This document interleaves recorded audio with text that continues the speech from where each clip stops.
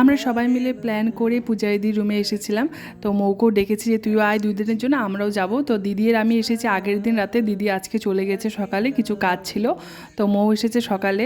তো কী যে আনন্দ লাগছে সত্যি, এতদিন পর আমরা সব বোন একসাথে ছিলাম। আর এখন তো সেভাবে একসাথে হওয়া যায় না, কী করবো, এখন ওদের বিয়ে হয়ে গেছে আর কিছু জনের বাকি আছে। আমরা সব মিলে 8 বোন, তার মধ্যে এখন 3-4 জনের বিয়ে হয়ে গেছে, সবাই আলাদা আলাদা জায়গায় থাকে। আর আমি একমাত্র আমার বাড়িতে থাকি, দিদি তো পড়াশোনার জন্য বাইরেই থাকে, সেভাবে আর একসাথে থাকা একদমই কম হয়। আর এখানে আমি আর মুমলে এত গল্প করছিলাম, 5-6 মাসের জমানো গল্প, এর গল্প সে এর গল্প, কত কথা কথা যেন শেষই হচ্ছিল, মনে হয় না আরও যে কয়টা দিন যদি পেতাম কত যে ভালো হতো সত্যি।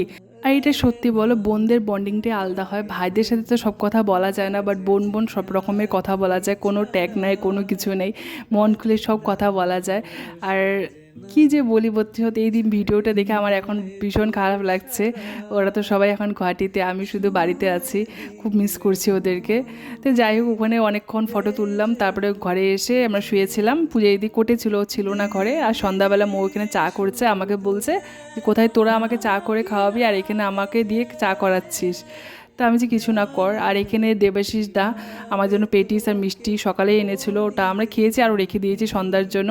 তো এখানে আমি সন্ধ্যাবেলা সবাই মিলে একসাথে বসে চা খাচ্ছিলাম, পূজা দিদি চলে এসেছিলো কোর্ট থেকে। তারপর এখানে পূজা দিদি নিয়ে এসেছিলো আইসক্রিম, সেটাও মাঝে খেয়ে নিলাম আমরা, আরও গল্প করছিলাম।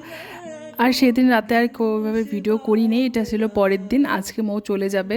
আর ওটা খুব খারাপ লাগছিল সকাল থেকে, যে আজকে তুই যাবি গা, 2টা দিন যে কীভাবে কাটলো বোঝা গেল না, মনে আর কয়টা দিন টাইম পেলে খুব ভালো হতো সত্যি।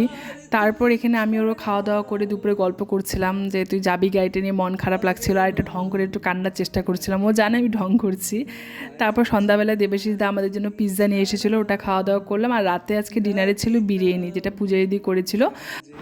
তারপর ওরা খাওয়া দাওয়া করে চলে গেল। তারপর আমি আর পূজা দিদি মিলে কিছুক্ষণ ছাদে ছিলাম, ওখানে থেকে তারপর নিচে এসে আমরা খাওয়া দাওয়া করে নিলাম। তো আজকে যেন টাটা।